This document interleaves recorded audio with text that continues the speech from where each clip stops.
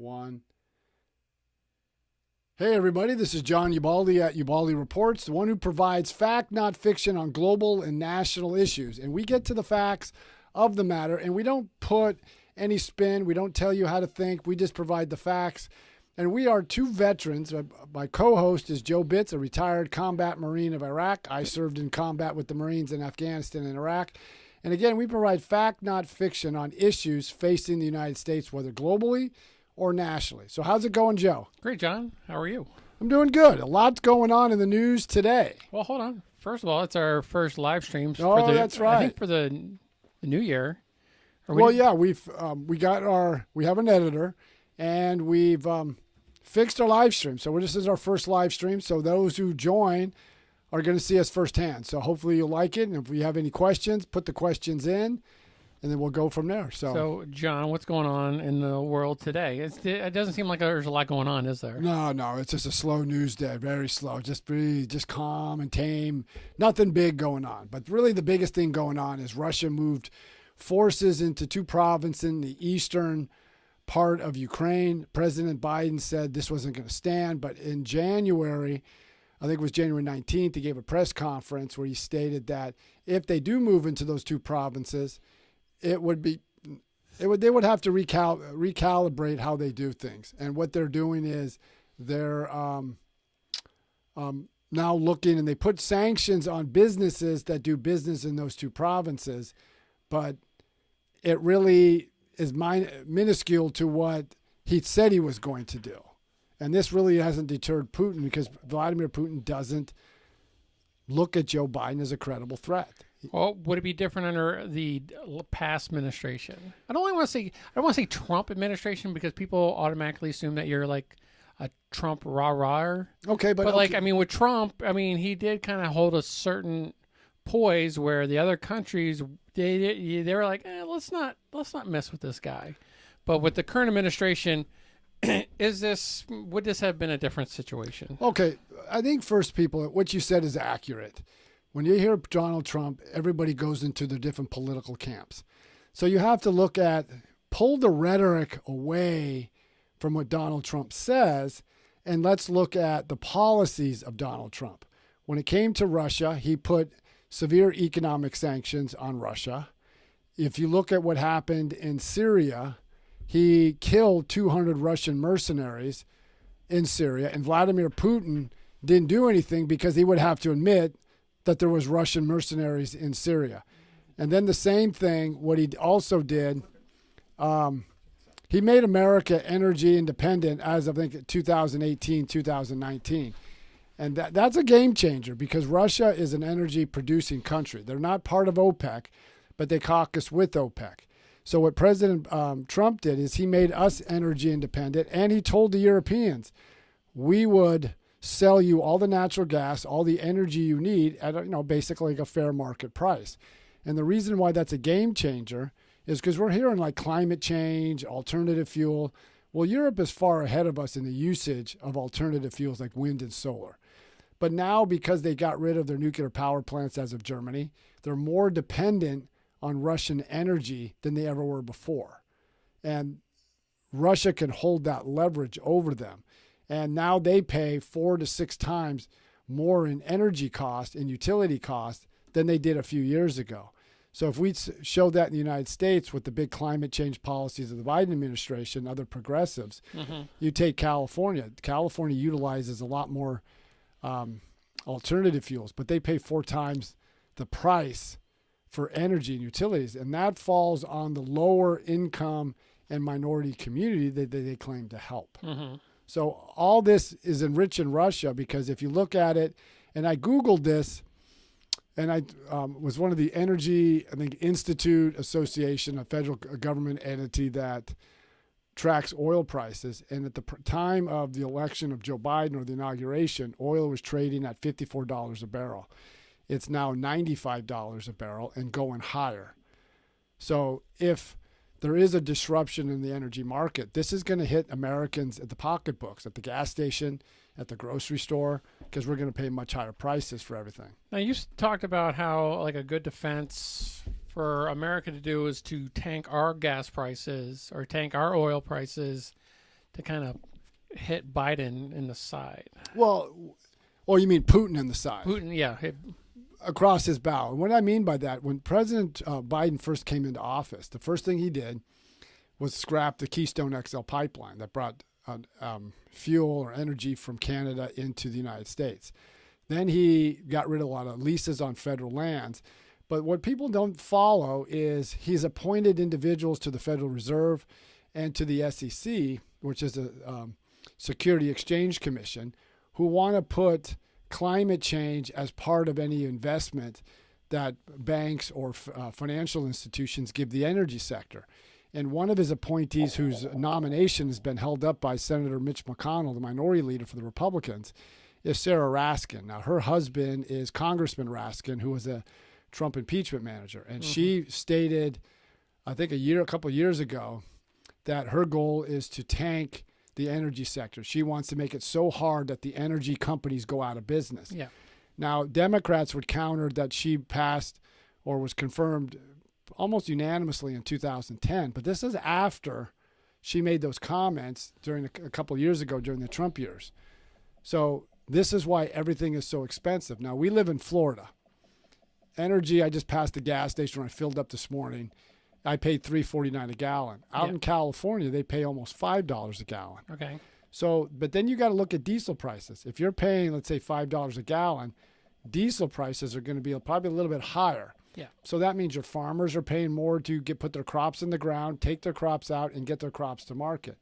The manufacturers are going to spend more to bring their product for either overseas or different parts of the United States to consumers in the stores. So, and then you have companies, like I work at a restaurant, they're paying far more in energy costs now than they did a year ago, than they did 2 years ago. Yeah. Even Target had a sign on its door saying, we have to limit energy because our utility bills are going up. So with inflation, with the war and the gas prices and stuff like that, it's not looking like a good year for us, is it? No, because just this past month, you had the unemployment report came out, was better than expected. Some are questioning than that because there was a private company that said there was 400,000 jobs lost. Now we report 400,000 jobs were created. Yeah. So we'll have to see, not this Friday, but the following Friday, the first Friday of the month of March, the unemployment report comes out. Okay. The second week in March is when the consumer price index comes out for the month. Got it. They track it for the month, but they also track it for the year. And what that means, when they tracked it in January, the consumer price rose 7.5%. It was like almost a full percentage point for the month, but 7.5 from a year ago. And then they did the producer price index, which is all goods that go into making a product, jumped 9.5%, a full percentage point for the month of January. So if oil goes up, and it's not if, it looks like it is going up because of the conflict in Russia, because Russia exports a lot of energy, and we even get a lot more energy from Russia than we ever did, and that's increasing each year. Okay. Why is America being affected from something that's happening overseas? Where's the correlation, or where's the why? Okay, you mean why are we involved, or why? No. Why are we? Russia wants to invade Ukraine, and then it's like America's kind of taken a punch to the side because these two countries are going at it. Why? Well, because it sets a precedent that if Russia can go into a neighboring country and impose its will, and Ukraine's a fledgling democracy, they have some corruption, but there's a fledgling democracy. So if Russia is allowed to go into Ukraine because they consider Ukraine part of Russia, what does that leave for China? Would China say, well, that means I can go into Taiwan? Taiwan's a province of China. Yeah. And then you have the disruption on the economic side, not just energy. Ukraine is the fourth leading supplier of wheat in the world. Okay. So if you disrupt that, that means wheat prices would spike because you got to fill that gap, and other countries would have to pick up the pace. So does Putin want Ukraine back because they defected or they left after the Cold War, or like why is he so adamant about getting Ukraine? Why was he so adamant in under the Obama administration for Crimea. Because Putin looks at Crimea, which is a part of Ukraine. He looks at Ukraine, Belarus, and other countries as part of the former Soviet Union. This is all part of Russia. Okay. Now, he wrote an article, and it was released at the Kremlin. It was titled something like Belarus, Ukraine, and Russia are intricately linked as people. So he gave a speech yesterday, and he talked about all this, and it was a tirade going back centuries. He looks at Ukraine as part of Russia. They're never going to be anything but part of Russia. Now, he's using the excuse that NATO expanded eastward after the end of the Cold War, which it did. Now, he said that there was an agreement between the West and Mikhail Gorbachev that NATO wouldn't expand east, but there's no record. Nobody who was there said that wasn't even discussed. So all these things, and then he broke the agreement, the Minsk agreement, which was between Germany, France, and other European organizations to keep a ceasefire in those two breakaway provinces in eastern Ukraine that Russia went into. So that's off the table. So he wants to bring it back, but he's also looking at the weakness in the West. Because as soon as Biden came in, he ended America's energy independence. He let Keystone 2, which is a pipeline of natural gas, to go from Russia through the Baltic Sea into Germany. Now, the Germans said we've not going to certify it. No energy is flowing as of yet, but it's a hardly tough sanctions. And he's kind of feeling the West out. Yeah. He's kind of feeling Biden out. If he moves into these two provinces and nothing happens but these minuscule sanctions, what's to keep him from going further? And then you have Italy and other European countries. Well, I'm not sure we really want to put sanctions on Russia because we need that energy. And now he has the control over the energy market of Europe. And this affects the United States. And remember, Trump told the Europeans, we can sell you as much energy as you want, just at a fair market, whatever the price of the market goes, we'll give it to you. Yeah. We're not going to cut it off because we don't like what you do. Now, with the Keystone Pipeline, you said even if they open it back up, it's not really going to do. It wouldn't have much of a marginal impact. Everybody focuses on that. The other aspect is, but wouldn't it just supply America with enough gas? It would be a step. But the big problem is when he limits leasing on federal lands like in Anwar. But the other big problem that most people don't focus on is his appointments to the Federal Reserve and the appointments to the SEC, the Security Exchange Commission. They're wanting to force the banks to put climate change as a condition to get capital. So if you're an energy company, you have to put in, how does this impact the climate? Yeah. And by doing that, companies are not going to do that. They're not going to spend the capital because they're looking at the return of their investment. They're not going to get it. Are we better off if he did open it back up and put more and let leases on federal land go? Oh, most definitely. If you make America energy independent, and we've switched over really to natural gas, which is far cleaner for the environment, and what most people don't realize, our greenhouse gases have dropped when we did that. Well, Europeans, their greenhouse gases went up, and this is from a UN climate study. So are we at a point right now where if he doesn't do it, they're kind of spiting their, spiting their nose? Is it spiting? Well, cutting their nose. Cutting off their own nose. Are they cutting off nose to spite their face? Well, yeah, because it takes time. I mean, like when the Obama administration did the same thing, they consolidated the energy companies and they used the market forces and they became more productive. But it takes time to reinstate all that. Yeah. You got to get Keystone back. You also have to get leases back. And then you have to get investments. Well, that takes time. It could take a couple of years to get back of where they're at. Remember, and this is what nobody asked him, when he did a press conference in January, they should have asked him, Mr. President, your first official act was to eliminate the Keystone XL pipeline, and you laid off 11,000 blue-collar workers. Where are all those green jobs you keep hailing about? I mean, these workers still haven't found that quality, high-paying job. These jobs pay close upwards to $100,000 a year. So their climate agenda just doesn't work. Yeah. It makes it harder and harder. Like an example, There was an article in New Geography which tracks issues regarding the cities and state governments. And they talked about electric vehicles. They're using California model. Well, California has an eclectic climate. It's not too hot, not too cold.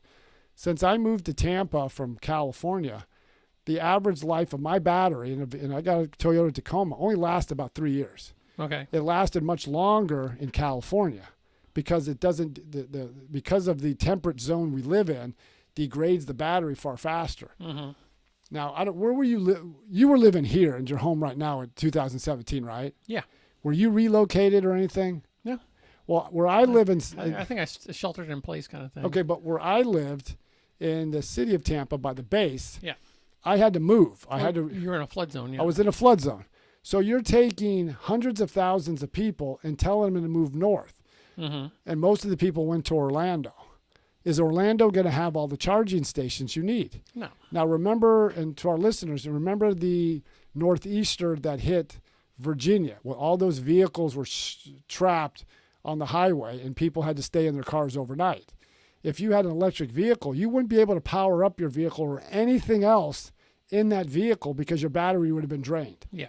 So what works in one state doesn't work in another. And the Biden administration says by 2030, which is only about 8 years away, half of all vehicles in the country have to be electric. Okay. So this is putting a strain on communities. Like when I pulled up to your house, I parked on the street. And I noticed you always park your truck in your driveway. Yeah. Most people, by that article in New Geography, park their vehicle on the street. So how are you going to charge these vehicles if they park in the street? I live in an apartment. How are these apartments going to be set up?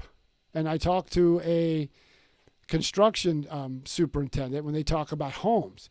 If you have a charging station in your home, you have to reconfigure your home to meet the wattage for what you need to charge up your vehicle. So all these things have to be discussed, and they're not. And they're making the assumption, like in California, that you can get all your energy needs through wind and solar. And like solar, you get most of your energy through from 2 to 4. Yeah. But the usage of solar energy is from 4 to 9 as the energy usage drops. Like Europe has gone through that, but Europe is very cloudy. It's not as windy, and wind is very unpredictable. Yeah. So these are all things that need to be addressed, and they're not being addressed. They just demonize anybody who brings things up like that. So yesterday I did some grocery shopping. Okay. And my wife and son, they love these Frappuccinos. And normally they'll sell for about a good case, or about 15 of them will sell for about $15.99 when you go to Costco. And then like yesterday when I went, they were like $19.99. Where'd you shop? Costco? Costco. Okay. $19.99 for in a case. So they've gone up, almost $3. Well, Starbucks, Amazon has Amazon Prime. They said, I got an email, which I belong to Amazon Prime. They said, I think in April when it's time to renew, it's going to cost you a few dollars more. So everything has gone up. Like I said, I work at a restaurant. All the prices have gone up. Yeah. Because the energy prices have gone up. They pay a surcharge to all their suppliers. Their food costs have gone up. Their paper products have gone up. Then they can't get a lot of supplies that are coming in from across the country. So Pete Buttigieg, who is the transportation secretary, is supposed to handle this. We haven't heard from him. You have the labor secretary. We haven't seen her. The energy secretary, where's her? And then when you go to the coronavirus, you have Javier Becerra, who's the Health and Human Services director. Once he got confirmed last year, he hasn't really done a press. We haven't heard from anything from him. So how are they going to handle it? And then what people need to understand, and I'm still following this, July, the longshoreman contract goes up. And if historical precedents play a factor, every time their contract went up for renewal, they went on strike before that. Okay. How does that work when we got severe supply chain disruption? How is that going to impact when they're on strike and you can't get goods and services to come in from the world and then send your product out? And knowing how much we need them right now, they have a lot of leverage. They have a lot of leverage. Then you have the situation in Canada with the vaccine mandates. But like truckers here, they're paying a higher cost for fuel. In California, one of the problems they have there, truckers have to have a vehicle that's 2010 or newer, and they ended, I can't think of the proposition what it was, but they ended a program where you can be an independent operator. You have to belong to a company. Okay.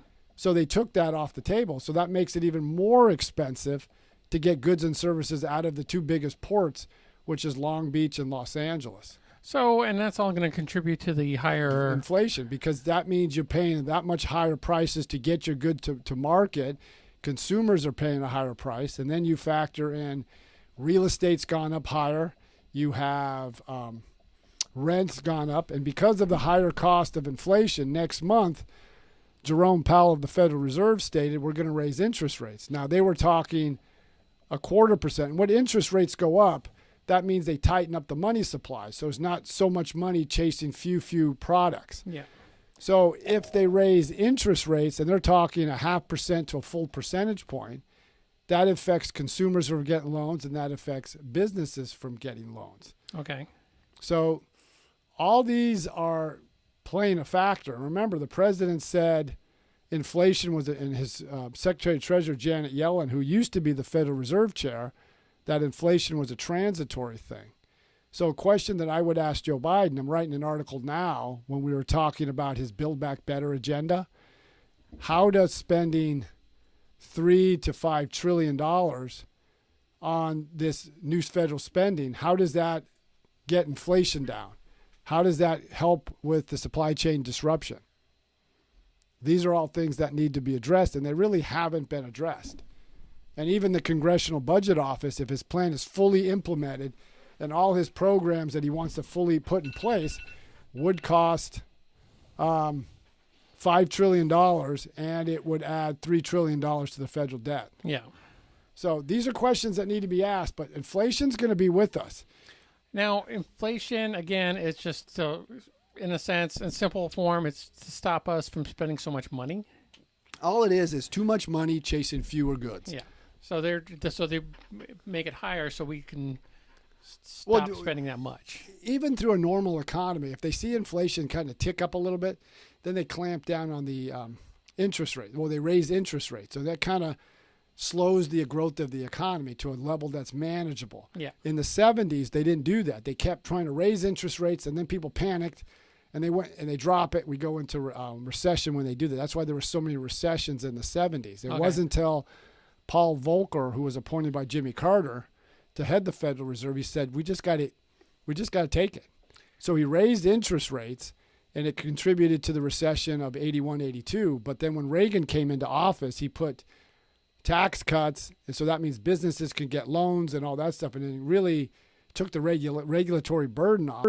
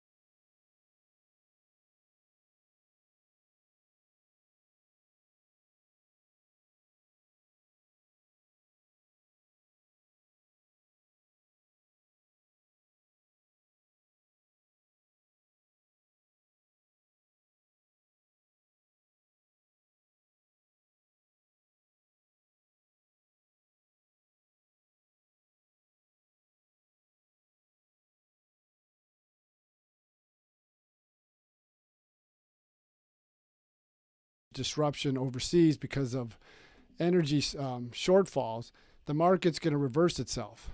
And I just think the public was tired of the rhetoric of Donald Trump. And Victor Davis Hanson, a historian at the Hoover Institute out in California, kept saying, everybody would put their hands on their ears and la, la, la, la, just make it go away. Let's get rid of Trump. Everything would go back to normal. And remember, that was the moniker that Joe Biden ran on. Are we talking about 2008 normal, though? Well, no, but that was the moniker that Joe Biden had mentioned. Yeah. You elect us. We're the adults. We're going to go back to normal. What was normal, though? But see, normal, not Donald Trump. Yeah. But the problem is people are now seeing higher prices at the pump, higher prices at the grocery store, higher prices like used car, new car.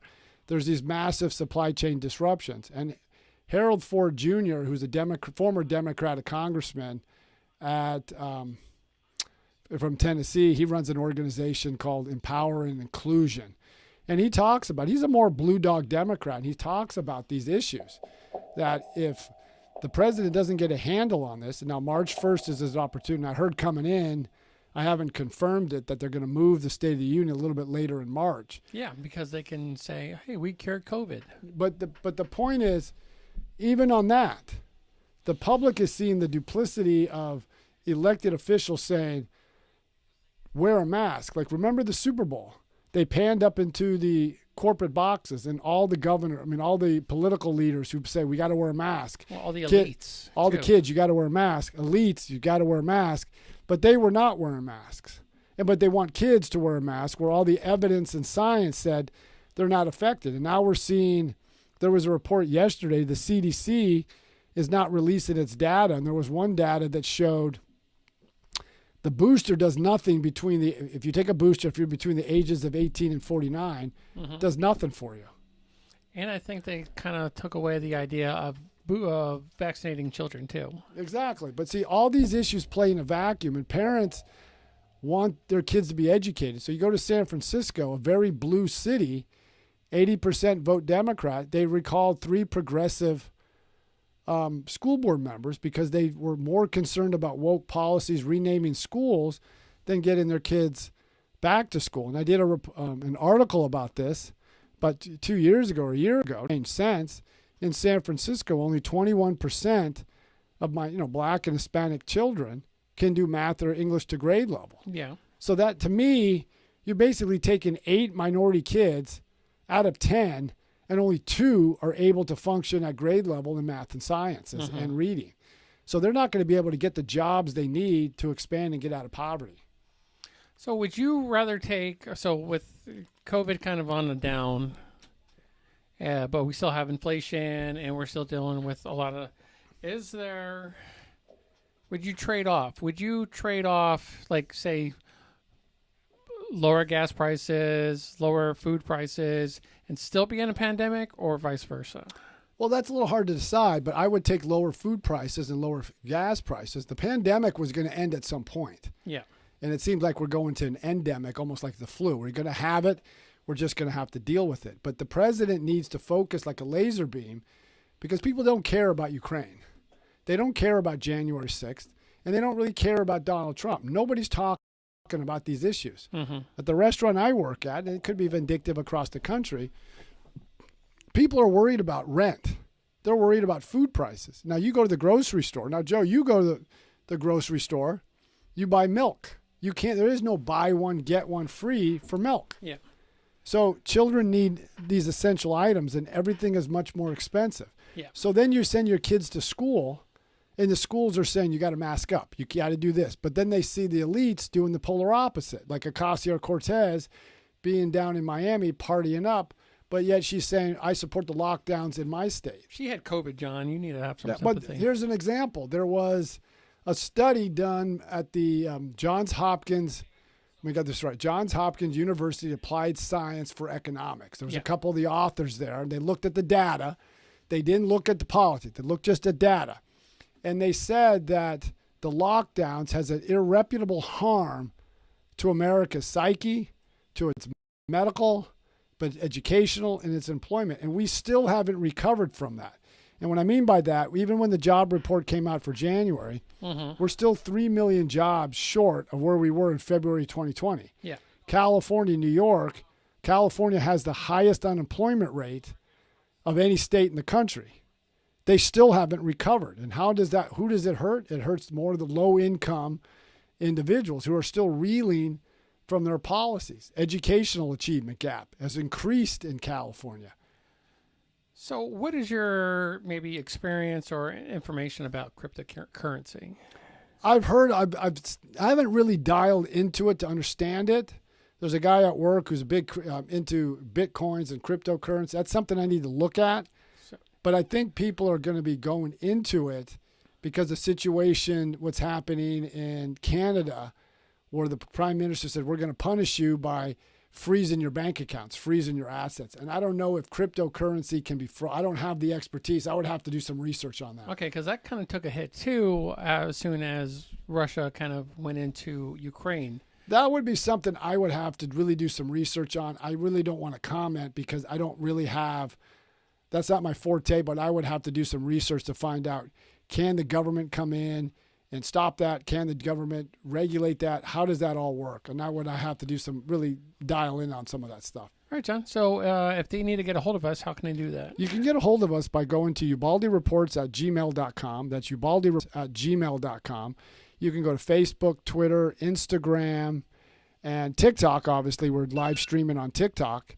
And check us out. And if you go to your Facebook, go to Ubaldi Reports Group. We'd like to hear from you what you think of this show and other shows. And this is the first time we're live streaming. We want to keep this up. So, well, first time this year. This year. But we're really trying to fix the live stream, and we have a great editor who's helping us do that so we can get a better quality product out to you and answer some of your questions, especially as we go closer and closer to the midterm elections. All right, and everybody just know that we're going to be streaming more. We're going to be on a more consistent schedule, and we look forward to seeing and hearing from you. So make sure to drop a comment and a like and follow us on TikTok, and we will talk to you then. All right, keep listening to Ubaldi Reports and let your friends and family know. Keep listening to Ubaldi Reports.